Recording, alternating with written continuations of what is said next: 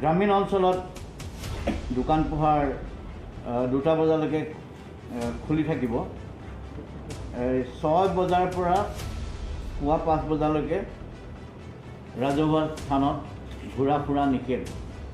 গ্ৰামীণ অঞ্চলত মই আমাৰ গাঁওৰক্ষী বাহিনীৰ লোকসকলক আপোনালোকৰ জৰিয়তে অনুৰোধ জনাম, যিহেতু পুলিচৰ উপস্থিতি সকলো জেগাতে সম্ভৱ নহ'ব, ৰাইজে নিজে দায়িত্বটো বুজি এইখিনি যাতে কৰে আৰু আমাৰ গাঁওৰক্ষী বাহিনীয়ে এই ক্ষেত্ৰত পহৰা দিয়াৰ ক্ষেত্ৰত অকণমান বেছি সচেতন হয়।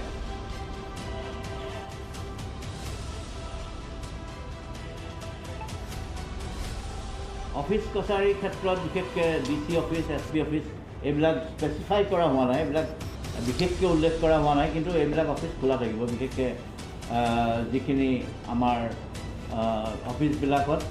আৰু আৱশ্যকীয় ব্যক্তিসকলক ছিনিয়ৰ অফিচাৰে জ্যেষ্ঠ বিষয়াই মাতি পেলাই কামবোৰ কৰিব পাৰিব। আৰু 5%তকৈ যদি সংক্ৰমণ বাঢ়ে তেতিয়াহ'লে এইটো কণ্টেইনমেণ্ট জ'ন হিচাপত ঘোষণা হ'ব। কিন্তু DC SPয়ে স্বাস্থ্য বিভাগৰ লগত আলোচনা কৰি সেইখিনি মাইক্ৰ' কণ্টেইনমেণ্টো কৰিব পাৰে, অৰ্থাৎ এটা বিশেষ এলেকাও কৰিব পাৰে বা গোটেইটো সমগ্ৰ এৰিয়াটো কৰিব পাৰে, বহুত বিপদটোৰ মাত্ৰাটো চাই পেলাই। আৰু এই ক্ষেত্ৰত কণ্টেইনমেণ্ট জ'ন সন্দৰ্ভত মই এটা কথা সকলোৰে দৃষ্টিগোচৰ কৰিব বিচাৰিছোঁ। It's a zero' tolerance zone. Containment zone মানে কণ্টেইনমেণ্ট জ'ন।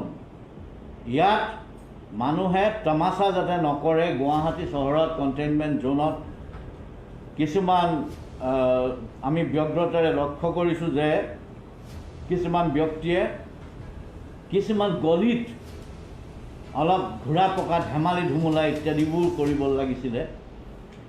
এই ক্ষেত্ৰত পুলিচ অতিকে কঠোৰ হ'ব। কণ্টেইনমেণ্ট জ'নৰ ক্ষেত্ৰত অতিকে কঠোৰ হোৱা যাব।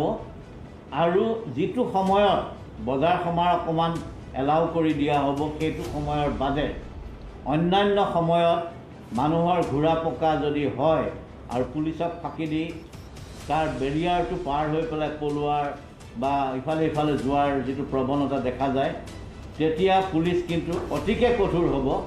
আৰু এই ক্ষেত্ৰত কোনো আপোচ নহ'ব। তেতিয়া পুলিচক বেয়া পাই গালি পাৰি লাভ নহ'ব আৰু ডাঙৰ ডাঙৰ কথা পেপাৰত প্ৰবন্ধ লিখিও লাভ নহ'ব। আৰু কাৰণ আমি এতিয়া এটা ডাঙৰ বিপদৰ সন্মুখত আছোঁ।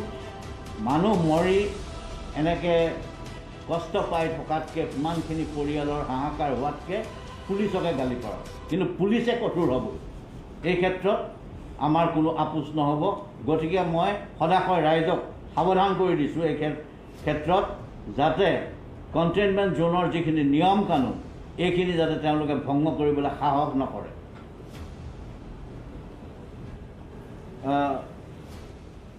ধৰ্মীয় প্ৰতিষ্ঠানসমূহ 15 দিনলৈ বন্ধ ৰখাৰ যিটো কথা কোৱা হৈছে, সেই ক্ষেত্ৰত পুৰোহিত বা মৌলবীয়ে যিখিনি নিত্য ব্যৱহাৰ্য নিত্যকৰণীয় কাম কৰিব লাগে তেখেতলোকে নিজৰখিনি কাম কৰিব।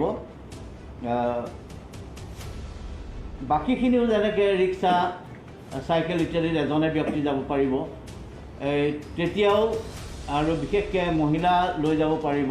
আমাৰ পুলিচসকলো এই ক্ষেত্ৰত সতৰ্ক থাকিবলৈ আমি ক'ম, যাতে অনাহক মানুহক আমনিও নকৰে। গতিকে এই ক্ষেত্ৰত আমি কেয়াৰ ল'ম। আৰু অড ইভেণ্ট যেতিয়া হ'ব সেই ক্ষেত্ৰতো পুলিচ সতৰ্ক থাকিব, সচেতন থাকিব। কিন্তু এই ক্ষেত্ৰতো মই ৰাইজক সচেতন হৈ পেলাই, যদিহে সেই অড দিনৰ গাড়ীখন তেওঁৰ নাই, ইভেণ্ট গাড়ীখনহে আছে, তেতিয়াহ'লে তেখেত নোলাব। ইয়াৰ অৰ্থটো হ'ল তেখেত ওলাই আহিব নালাগে, কিবা কাম থাকিলেও ওলাই আহিব নালাগে, যদিহে সেই গাড়ীখন নাই। আবেলি 2 বজাৰ পৰা 5 বজালৈ সকলো নাগৰিকৰ ৰাজহুৱা স্থানত চলা ফুৰা বন্ধ থাকিব। আবেলি 2 বজাৰ পৰা পুৱা 5 বজালৈ। এই ক্ষেত্ৰত মই স্পষ্টীকৰণ এটা কৰাই দিব বিচাৰিছোঁ যে কিছুমান ছিনিয়ৰ অফিচাৰ তেওঁলোকৰ পৰিয়াল লৈ পেলাই ছিনিয়ৰ অফিচাৰক কাৰ্ড দেখুৱাই পেলাই ঘূৰাৰ এটা প্ৰৱণতা আছে। কিছুমান ব্যক্তিয়ে আনকি মাননীয় সংবাদ মাধ্যমৰ প্ৰেছ কাৰ্ড এখনো দেখুৱাই দিয়ে, যদিও তেওঁ সংবাদ মাধ্যমৰ মানুহ নহয়। তেনেকুৱা মানুহ আমি দেখা পাইছোঁ। এইখিনিও আমি চাম। প্ৰত্যেকটো বস্তু আমাৰ চকুত নাহিবও পাৰে, কিন্তু এইখিনিৰ ক্ষেত্ৰত সংবাদ মাধ্যমৰ মাননীয় কৰ্মীসকলে আমাক দৃষ্টিগোচৰ কৰি দিলে আমি কৃতজ্ঞ হ'ম। আৰু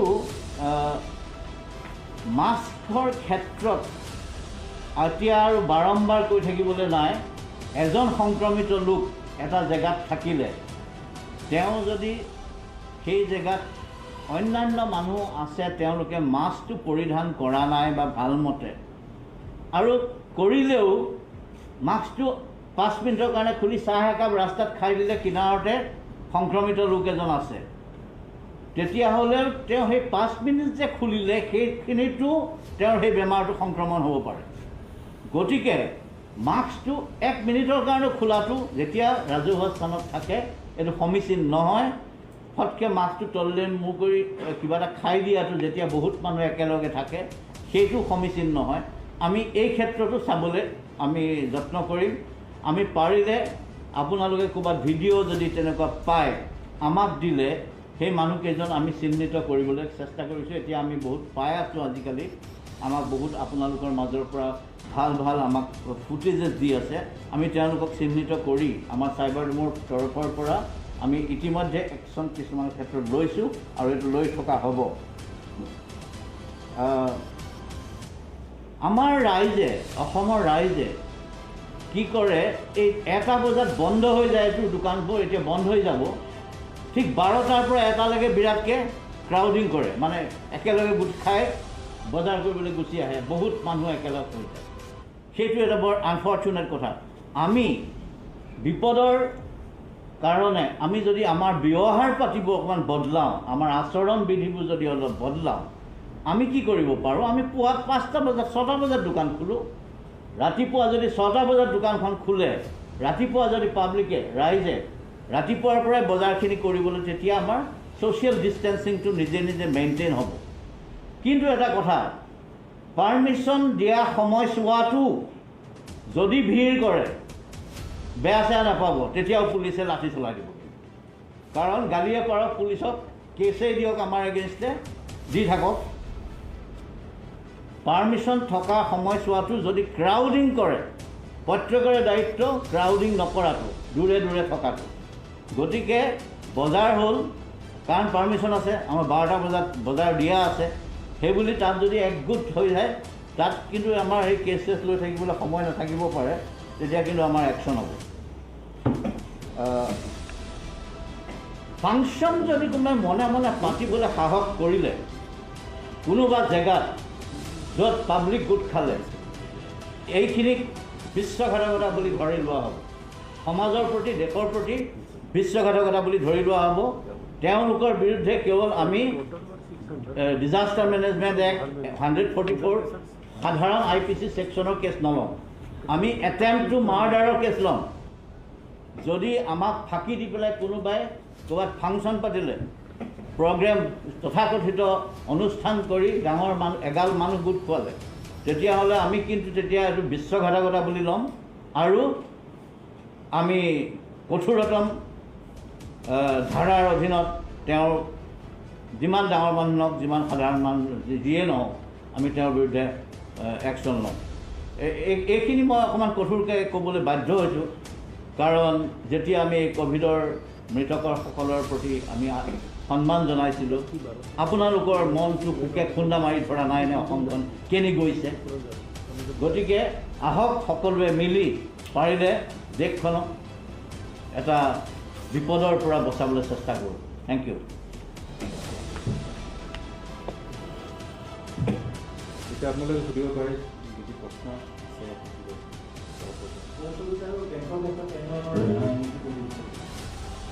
বেংকে নিজৰ নীতি অনুসৰি তেওঁলোকে ৰেষ্ট্ৰিকশ্যন দিছে। এনে আমাৰ তৰফৰ পৰা আমি একো তেওঁলোকৰ ডাইৰেক্ট ৰেষ্ট্ৰিকশ্যন দিয়া নাই, কিন্তু তেওঁলোকেও বহুত সময়ত 2টা বজাত বন্ধ কৰিছে এতিয়ালৈ, যিটো আমি দেখিছোঁ। পোষ্ট অফিচো 2টা বজাত বন্ধ হ'ব লাগিব। বেংকৰ কাৰণে বেংকটোৰ কামটো যিটো ইমান ইম্পৰ্টেণ্ট সেইটো আমি হয়তো তেওঁলোকে ভিতৰত কাম কৰি থাকিব, কিন্তু পাব্লিক ট্ৰানজেকশ্যন বা সেইখিনি দুটাত চেক কৰিব লাগিব, এতিয়া এটাত বন্ধ কৰিব লাগিব।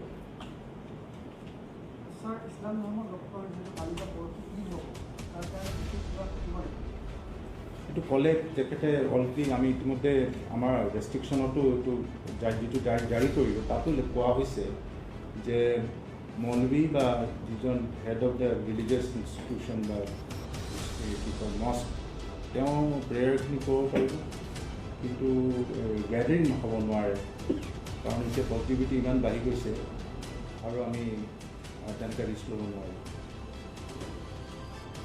যিটো ইভেণ্ট হৈছিলে মহাকুম্ভ অলৰেডি ৰিপৰ্ট কৰিছে যে এটা ছুপাৰ স্প্ৰেড অলৰেডি মধ্যপ্ৰদেশত এটা ৰিপৰ্ট হৈছিলে 99% returning the cases positive for COVID-19. What's the update of that with regard to কুম্ভৰ তেনেকুৱা প্ৰভাৱ I have not received any specific report about the impact of the Kumbh Mela by those who went and attended the Kumbh Mela. মোৰ লগত তেনেকৈ একো report নাই। যদি বিশেষকৈ এইটোৰ ইম্পেক্ট বেছিকৈ মধ্যপ্ৰদেশ, UP, ৰাজস্থান আৰু দিল্লীত হৈছে। অসমত মই তেনেকৈ মই শুনা নাই, এতিয়ালৈকে এইটো ৰিপৰ্টো পোৱা নাই।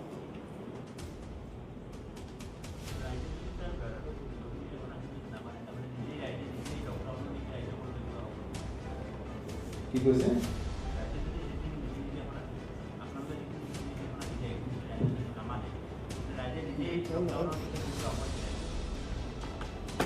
ৰাইজে নিজে এইটো নিজৰ ওপৰত নিয়ন্ত্ৰণ কৰি ৰাখিব লাগিব। এই পিৰিয়ডটোত আমাৰ মানে যিটো অৱস্থা হৈছে, আমি নিজৰ ওপৰত যদি কণ্ট্ৰল নকৰোঁ তেতিয়াহ'লে আমাৰ কাৰণে এটা খুব ডাঙৰ বিপদ হ'ব।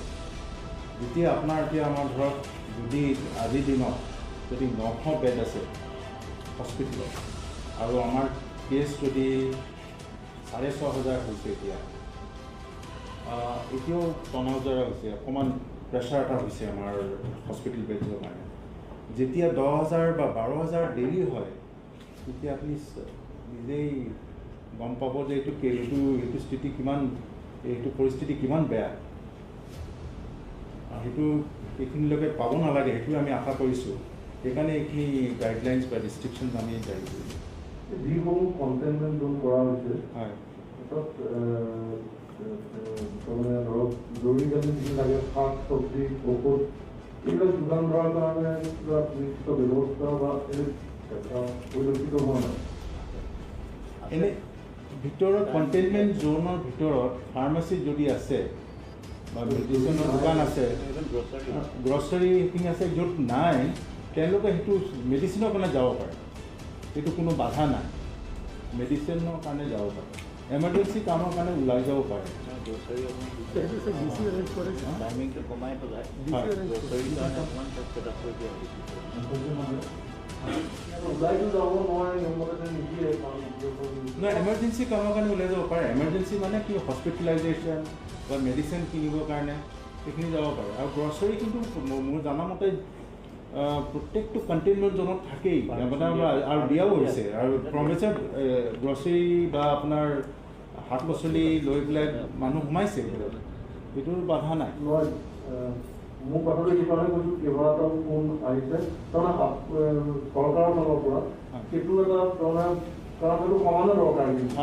হয়। DC আমাৰ গুৱাহাটীৰ DC, Guwahati Kamrup metro' DC ইতিমধ্যে এৰেঞ্জমেণ্ট কৰিছে, ব্যৱস্থা লোৱা হৈছে। এইটো মই অকল গুৱাহাটীটো গুৱাহাটীয়ে, মোৰ গ্ৰামাঞ্চলৰ পৰা ফোন আহিছে, কাৰণ গ্ৰামাঞ্চলতো বহু এলেকা কণ্টেইনমেণ্ট কৰিবলগীয়া হৈছে। ধৰক ফৰ এক্সাম্পল নগাঁৱৰ পুৰণিগুদাম ছাইডত কৰিবলগীয়া হৈছে বিয়াৰ কাৰণে।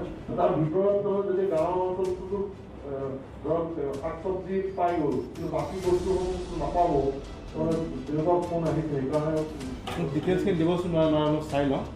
গাঁও অঞ্চলত যে ইমান শ্বৰ্টেজ হ'ব বুলি মই ভবা নাছিলোঁ, কিন্তু আপুনি অলপ চাই চিতি গাঁও অঞ্চলত ঔষধ পাতি বা তেনেকুৱা ধৰণৰ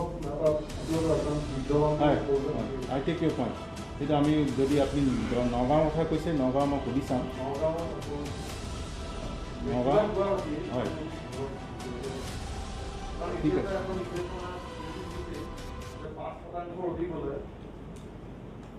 য'তেই নহওক 5 দিব পাৰিব কণ্টেইনমেণ্টটো হয় গতিকে এইটো তেতিয়া এইটো অলপ এপ্লিকেবল হ'ব য'ত 5% ক্ৰছ কৰিছে urban areas. In fact, this 5% will be applicable only for urban areas, not for rural areas. Rural areas की हमार अगर 10% और असले 10% that will continue. ये बाधानिकारों फलो ये तो मान लो खेती हुई थी आर्टिकल ये वो खेती हुई थी এটা এটা পেকেজ গভৰ্ণমেণ্টে এতিয়া চিন্তা কৰি আছে এতিয়া সেই ডিটেইলছখিনি আমি এতিয়াও আপোনালোকক মানে জনাব নোৱাৰোঁ বা অৱগত কৰিব নোৱাৰোঁ কাৰণ এইটো এতিয়া খুব প্ৰিপাৰেটৰী ষ্টেজত আছে যোৱা কেবিনেটত অকণমান আলোচনা হৈছে আৰু কমিটিও গঠন কৰা হৈছে আৰু সেই কমিটিয়ে যিটো ৰিপৰ্ট দিব সেইটো মতে আমি মানে কিবা পেকেজ আমি এনাউন্স কৰিছোঁ বহুত এটা পেচেণ্ট আছে যি পেট ৰিডেন হয় ঘৰৰ পৰা বাহিৰ আহিব নোৱাৰে ভেকচিনেশ্যনৰ কাৰণে তেওঁলোকৰ কাৰণে কিবা প্ৰভিজন কৰা হ'ব নেকি মানে মানে এফেক্টেড পেচেণ্ট যেতিয়া হৈ আছে কি মানে ক'ভিডৰ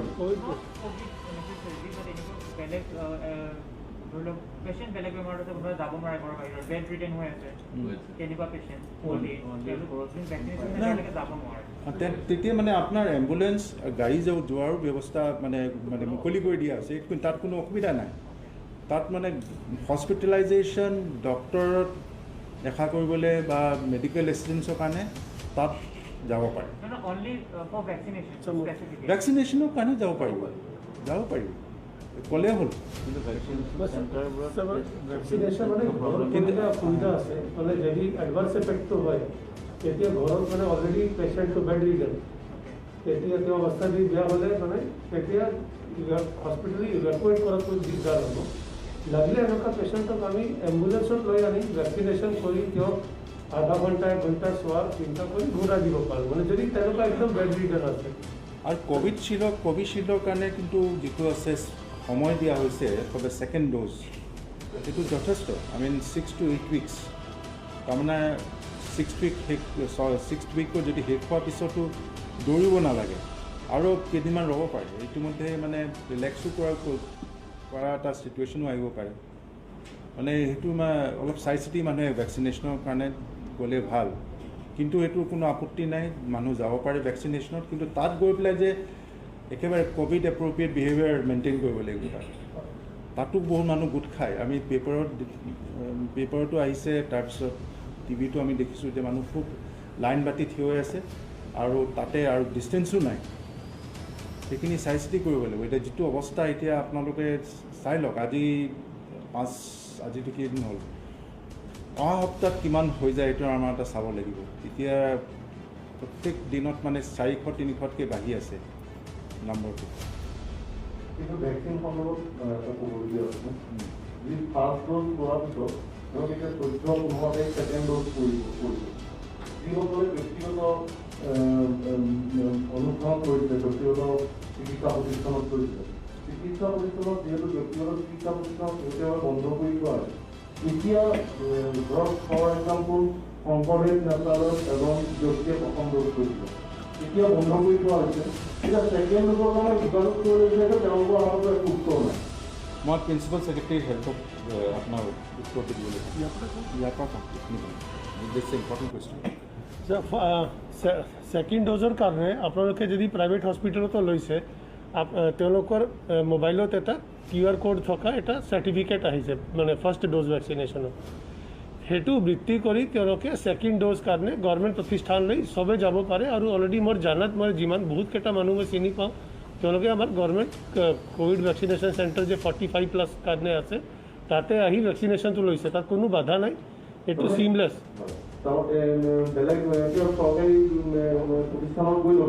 ল'ব পাৰিব কোনো অসুবিধা মানে এতিয়া এই গোটেই বস্তুটো ছাপ্লাই চেইন ওপৰত নিৰ্ভৰ কৰে মানে যেতিয়া মানে ভেকচিনৰ এভেইলেবিলিটিটো অলপ বাঢ়িব আৰু তেতিয়া আমি হ'ব পাৰে তালৈ আকৌ যাব পাৰোঁ কিন্তু for the time being Bharat চৰকাৰে যিমান আমাক দি আছে আমি গভৰ্ণমেণ্ট প্ৰতিষ্ঠানতে চলাই আছোঁ ধৰক ফৰ এক্সাম্পল 15 তাৰিখ দিয়া আছে, এতিয়া 15 তাৰিখে চৰকাৰী প্ৰতিষ্ঠানত গৈ ল'ব পাৰিব, দুদিন পিছত হ'লেও ল'ব পাৰিব নেকি?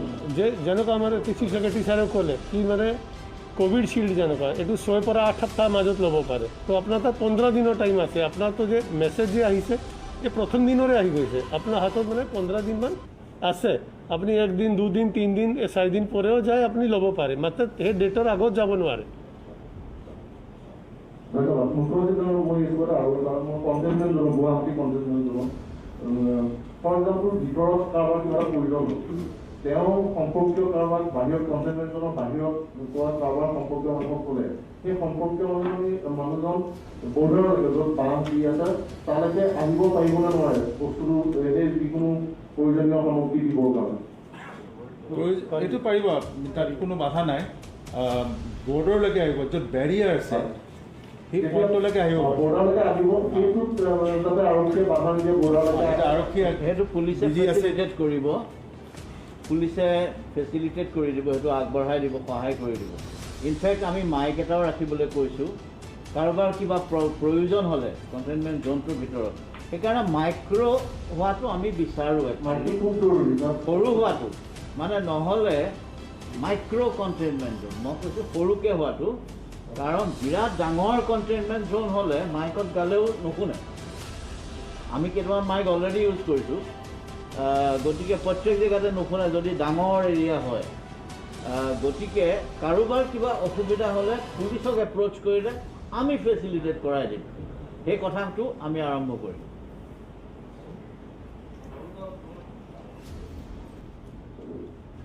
এটা এতিয়া ছ'চিয়েল মিডিয়াৰ লগে লগে আজিকালি আহি যায়তো, মই এটা বস্তু তাৰমানে যদি আপোনালোকে কেমেৰা সন্মুখত মুখ্যমন্ত্ৰী ডাঙৰীয়া বা ডাঙৰীয়া আকৌ যদি ৰিপিট কৰি দিয়ে যে এই গোটেই 2 নম্বৰটো বাদ দি বাকী গোটেইখিনি আৰবান আৰু ছেমি আৰবান এৰিয়াৰ কাৰণে এতিয়া ছ'চিয়েল মিডিয়াত কিছুমান আজিকালি খুব এতিয়া লগে লগে আমি দেখিছোঁ বহুত প্ৰচাৰ হৈ গ'ল তাৰমানে যে কোনো ছেমি আৰবান এৰিয়া বা ছেমি আৰবান বুলি নাই, অহা 15 দিনৰ কাৰণে সকলো বন্ধ, এনেকুৱা ধৰণৰ আহিছে।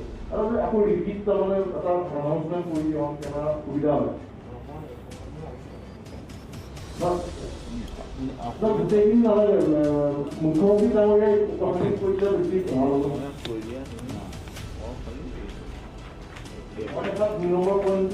আমাৰ আজি ৰেষ্ট্ৰিকশ্যন যিখিনি আমি জাৰি কৰিছোঁ, এই ৰেষ্ট্ৰিকশ্যনখিনি আৰ্বান এৰিয়া আৰু ছেমি আৰ্বান এৰিয়া। আৰু ছেমি আৰ্বান এৰিয়া মানে কি, মিউনিচিপাল এৰিয়াৰ লিমিট যিটো আছে তাৰ পৰা 5 কিলোমিটাৰ দূৰলৈকে এইটো ৰেষ্ট্ৰিকশ্যন বাহাল থাকিব। গাঁৱৰ এলেকাত পুৰণা ৰেষ্ট্ৰিকশ্যন যিখিনি আছিলে, আমি 4 তাৰিখে যিটো ঘোষণা কৰিছিলোঁ সেইটো মতে চলি থাকিব।